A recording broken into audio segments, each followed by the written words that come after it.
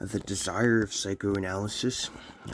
These are extracts selected by Grubernitsch from Austria, a close friend that we have associated a project with WWTS. What would they say? Interviews with dead people. This does not mean that one should deny the extraordinarily productive power of the transferential relationship to a master figure in the field of theory.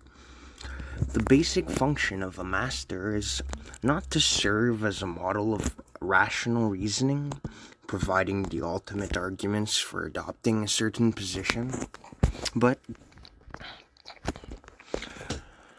on the contrary, to surprise us by uttering statements which run against our and the master's own heterodoxa, that is, by performing gestures which cannot but appear as willful arbitrariness. I remember how at a congress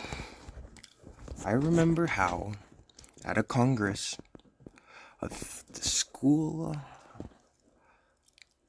decades ago, Miller improvised on how, with regard to the opposition between S1, master signifier, and S2, the chain of knowledge, the superego is not on the side of the master, but on the side of the chain of knowledge.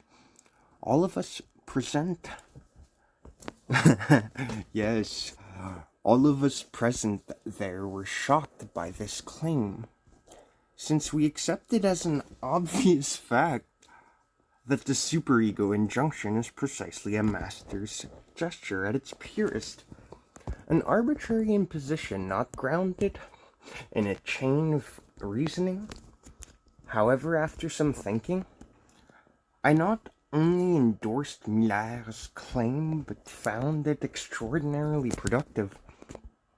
It served as the basis for my entire theorization of Stalinism as the exemplary case of the university discourse, as well as of my reading of the role of bureaucracy in Kafka's universe. 5. The generic. The term generic procedure should be taken in the very precise sense given to it by Alain Badiou in his famous book Being and Event. 16. Simplifying this idea to the utmost. In Badiou's ontology, a process will be said to be generic if it establishes a very unique relation between its strategic and tactical dimensions, such that for every determinate view of the general strategy of this process, defining at a given moment what next tactical steps would be in conformity to it, there is an actual tactical step taken at a next moment whose determination contradicts this general rule. Just as importantly, this new supplementary tactical investigation must lead to the transformation of the universal rule, which must become a new strategic vision, to be once more put to the tactical test of also including what still does not belong to it, and so on to infinity. As a rather simplified example, imagine a situation composed of an infinite number of people.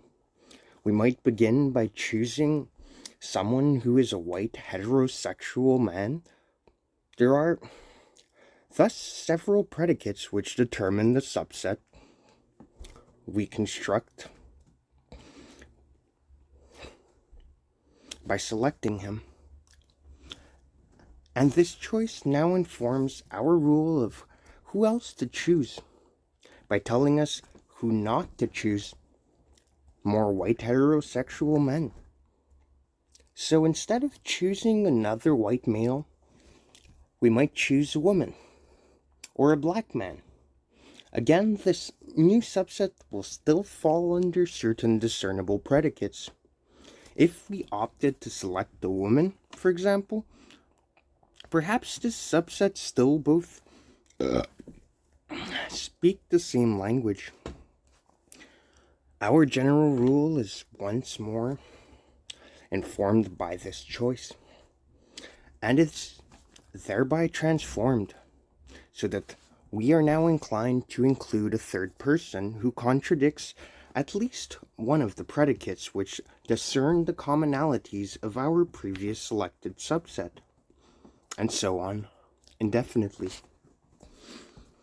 The traversal of the plane of identification is the traversal of this absence as a frame for the significance of one's speech, and the traversal is articulated as a logical limit point. The whole problem in this formulation is the following. How can one transform one's position regarding an absence? A quick example of this difficulty should suffice. Consider the statement, there is no big other. If there is no big other, then why are we negating it?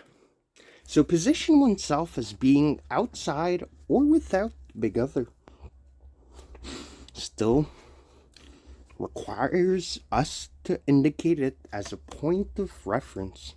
Furthermore, it is quite common in analysis to have the experience of being suddenly struck by the inexistence of the big other, by some groundless opening, and this might very well be a way to remain identified with what we suppose an analyst wants from us. That is, to conclude that the big other does not exist. Cynicism is born of nothing else.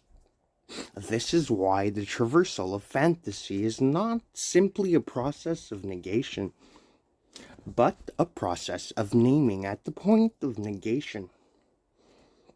It is the sudden positivity it acquires that functions as the emptying out of its regular negative role.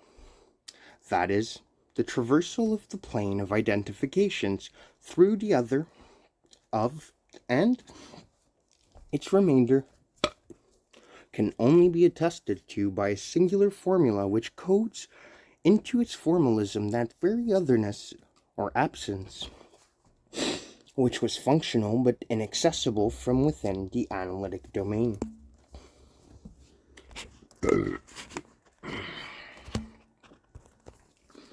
In fact, the history of Lacanian psychoanalysis displays a cycle of more or less 18 years, and which now undergoes the closure of its fourth term, 1963, 1981, 1998, and as we will argue, here, 2017.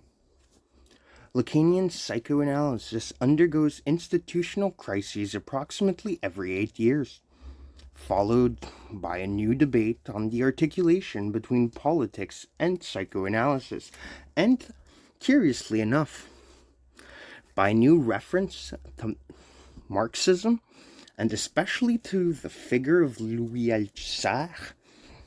The tensions at stake in Lacan's so-called excommunication from the Société Française de Psychanalyse, SFP, in 1963 are well known. And even at the time, the political dimension of his conflict with the International Psychoanalytic Association, IPA, did not escape Althusser. Besides the several pages he dedicated to the problem of constructing a theory for clinical practice, the Marxist philosopher also helped Lacan to re-establish his teaching in a new academic setting and with a new audience. It should not come as a surprise, then, that Althusser was sufficiently 20 years later, at the time of the dissolution of the École Freudienne de Paris, ÖFB in 1980, during a gathering at which the dissolution of the school was to be voted by its members. Althusser asked to speak in order to denounce something strange in the way the vote was being dealt with. It seemed to him that the analysts of the school were behaving as if Lacan had performed an analytic act by proposing its dissolution, an act which should then be worked through by the remaining members of the institution,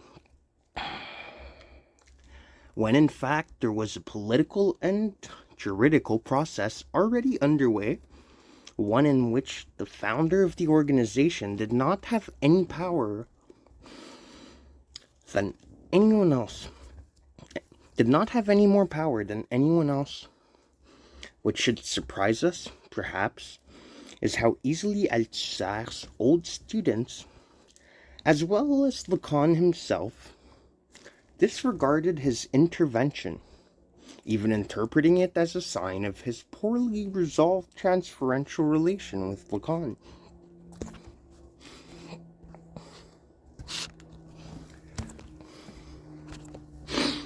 And it is true, within the clinical space, that the appearance of the signifier money truly can operate, more often than not, as a signifier without a signified, as a stand-in for an employment which we posit to be out of reach, or which supposedly transcends some precarious limitation the analysand might face.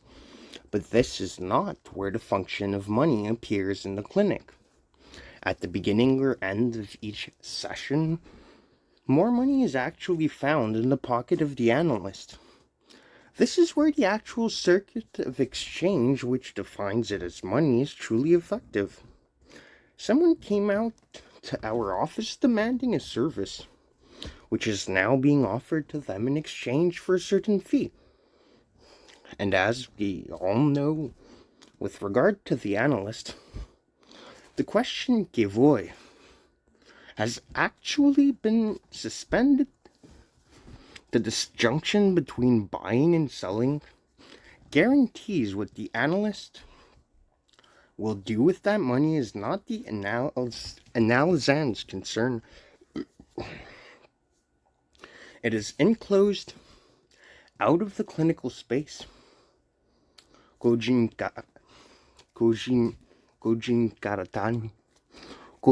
Karatani is one of the few thinkers to have realized that the commercial status of psychoanalysis provides one logic of maieutic. Money is not another part of therapy. Psychoanalysts earn their living by their labor.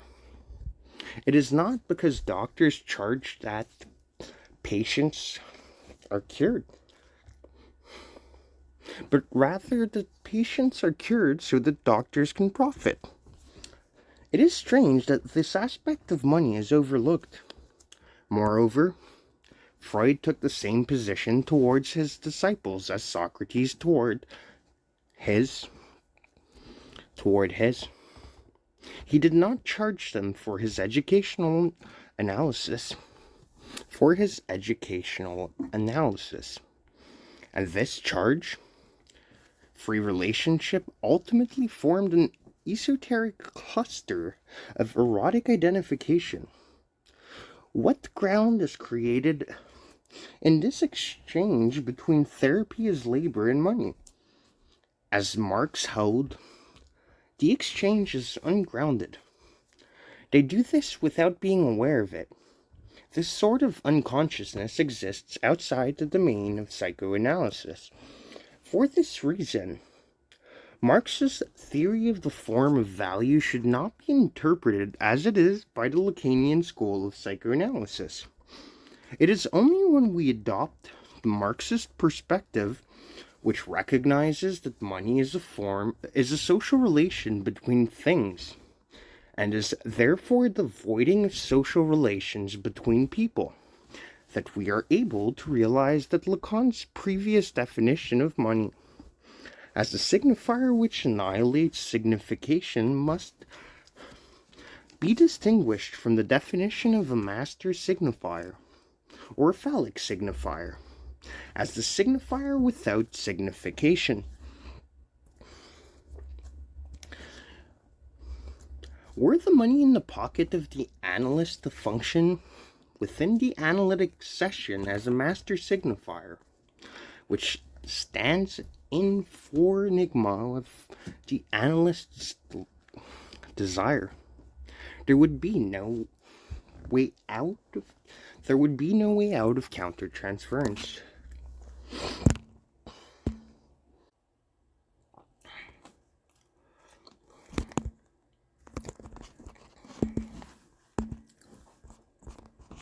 In The Mistaking of the Subject Supposed to Know, Lacan defines this elusive figure in the following way: that there might be a saying that is said without one knowing who says it.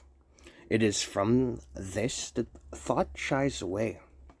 This is a one-tick resistance.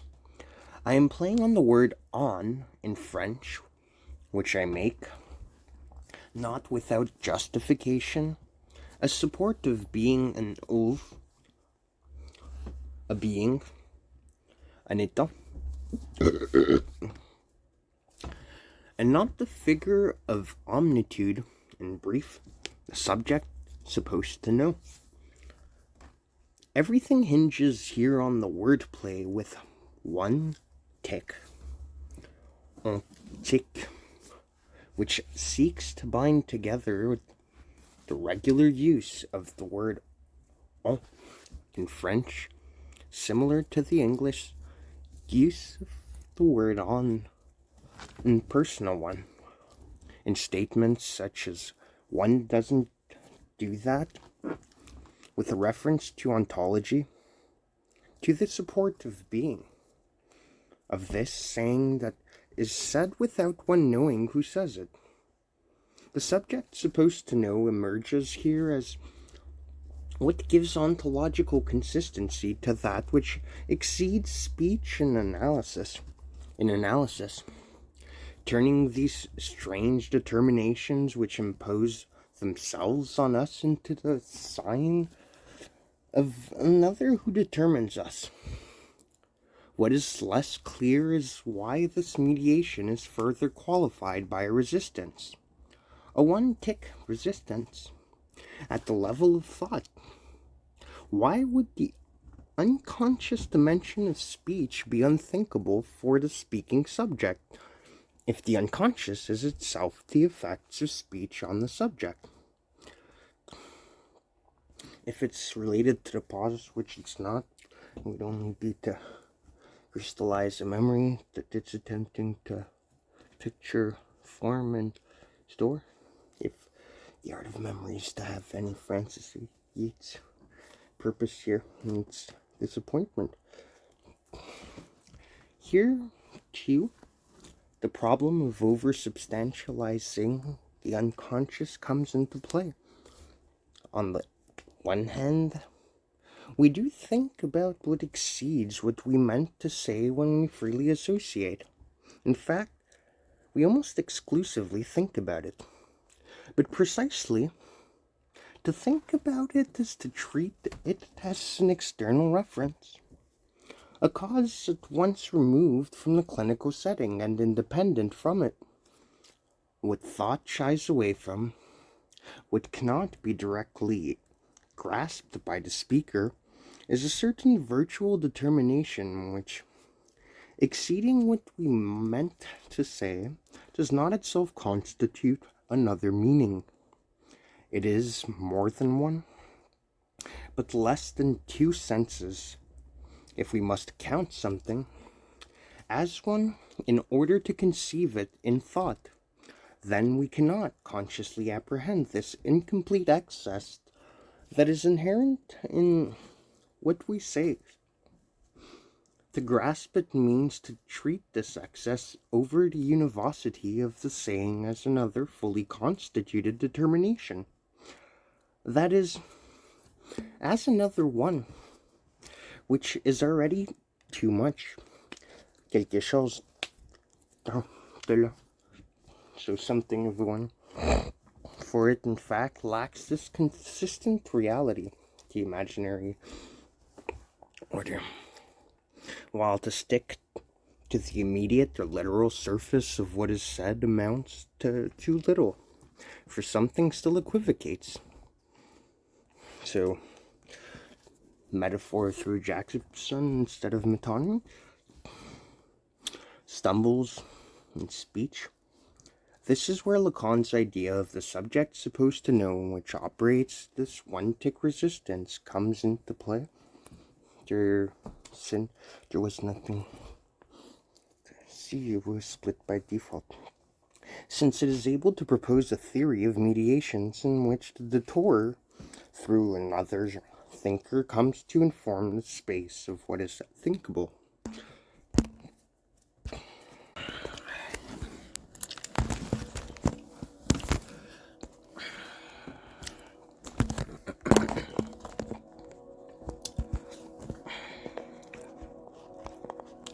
We can nonetheless track the mutually exclusive quality of these two perspectives to the point from which they have been refracted. The antinomic character of the hypothesis of the unconscious itself. Antinomic because the unconscious suspends our knowledge of the subject at the same time that it authorizes our knowledge of the subject, requiring us to maintain these two antithetical propositions at the same time. But why is it that we cannot affirm simultaneously at the same time? Why is it?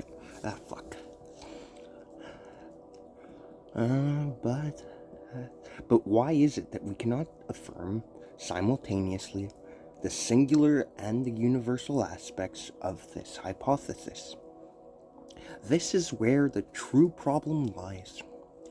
Drawing from Kant's theory of transcendental reduction, Gojin Karatani coined the concept of parallax to describe the formal shift operated by bracketing different aspects of an irreducible antinomy. As depicted in figure 4.3, if we bracket one aspect of the antinomy, its inconsistency disappears and gives rise to a consistent domain, organized and defined by a certain object. While if we bracket the other aspect, another consistent domain emerges with a different object, endowing it with its own specificity. What is crucial is nothing that the intelligibility of an object and its domain is constituted by the abstraction from other considerations, even though these other aspects of it do not simply disappear from view. Their inclusion is rather overdetermined by the constitution of the theoretical object. In the introduction to this book, we mentioned how Karatani uses this concept to explain the relation between aesthetical, scientific, and moral judgments in Kant's philosophy. However, Karatani's original interest was deploying the concept of parallax in order to clarify Marx's theory of value, offering a new and path-breaking analysis of the genesis of surplus value.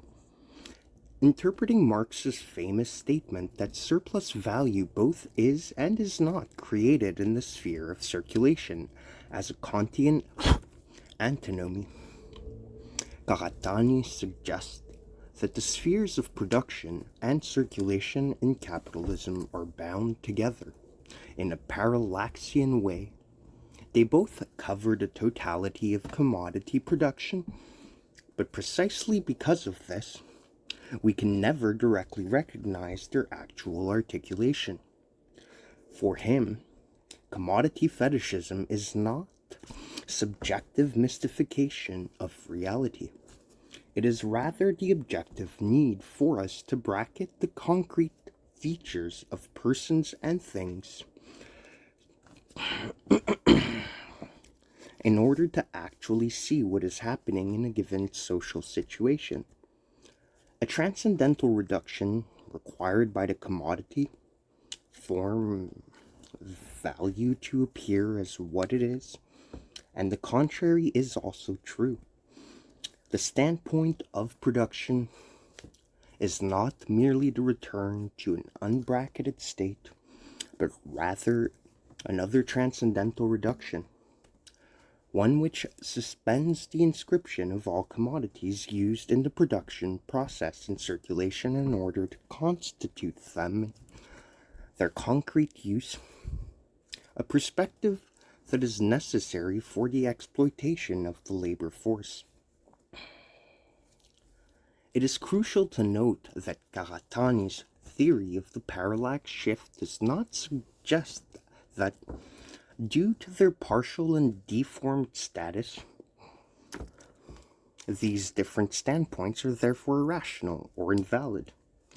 Instead of rejecting these perspectives in the name of some solution, which he calls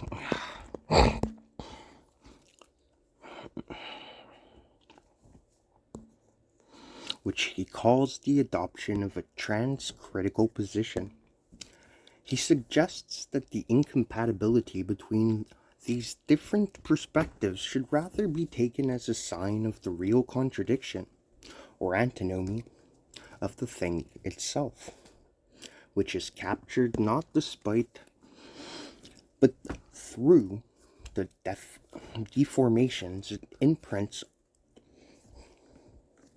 on the different partial views we can take on it. From a transcritical theoretical space opened by these different bracketings, for the abstract, but is rather to avoid the sedimentation of any particular reduction, first, by providing a critique of the deformations produced by every particular bracketing, and second, by making explicit the general logic of this process, of how one might move in between the fields constituted by these incompatible objects, and thereby laterally conceive the multidimensional antinomy in its being. Nevertheless, it is again in Althusser's work that we find a theoretical anticipation of this tragicomic solidarity between Marxism and psychoanalysis. Already in 1978, in a text called On Marx and Freud, he described how the tendency in Marxist and psychoanalytic institutions to undergo a movement of truth revision schism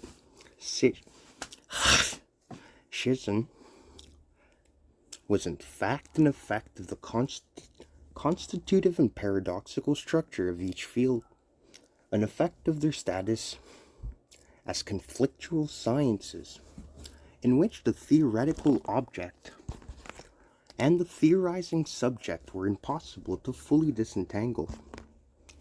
From a materialist perspective, that is, from the standpoint committed to not erasing the morphogenetic conditions of the clinical space, it is this strange logic of suppositions and displacements and transference which most clearly exemplifies what Lacan called enjoyment, jouissance de l'autre,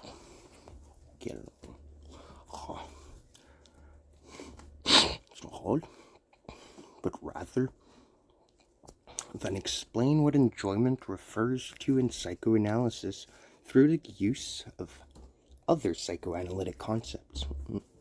Let us instead consider what the term usually means, so that we can better understand why Lacan decided to adopt it. Enjoyment must, first of all, be distinguished from possession, because we cannot possess what we enjoy, and must be distinguished from consumption, because we cannot directly use, consume, or savor what we enjoy. To enjoy something, even in arid legal jargon, where the term abounds, means to be granted access to use without thereby having what you are using or being allowed to consume it. We enjoy rights, but we do not own rights. They cannot be changed as we please, nor can we consume our rights, deplete them so they are no longer valid. There are many such objects which refer to a potency that cannot be actually depleted or realized, and which therefore can only be enjoyed. Now, back to psychoanalysis. We might have less trouble understanding why the term enjoyment is an adequate name for the sort of satisfaction that one can find in impossible objects. It stands to reason that this engagement with the idea of psychoanalysis, having no place in procedure, is precisely the content of a belief that both analysts and analysans displace onto a supposed other during clinical work, namely, the subject supposed to believe in psychoanalysis. The antagonism between those who dogmatically espouse the clinical perspective and those who adopt the critical perspective takes the usual form of a battle over who believes too much in psychoanalysis.